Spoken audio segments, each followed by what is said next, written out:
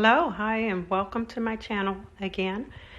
I'm getting better on making the videos for you, but I really do think that you'll enjoy this meal that I've prepared for under $15. We have the desserts, we have cornbread, we have refried beans, we have the enchilada sauce, we have ground beef, and then we have Spanish rice. We have our salad preparations, and also over here I have the two different types of enchiladas that we're going to have. It's going to be cheese enchilada and then beef enchilada. I just have to add the cheese as the last topping for you.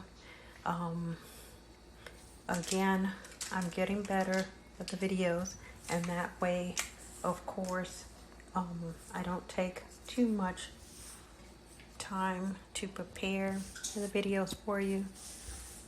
But at any rate, at the end, I'll have a video, and then also I'll have all of the ingredients that you want to use to prepare this meal. Also, I'll have the final picture for you. But again, if you want any update, just like, subscribe, and share this video. And I'll talk to you soon. Bye-bye now.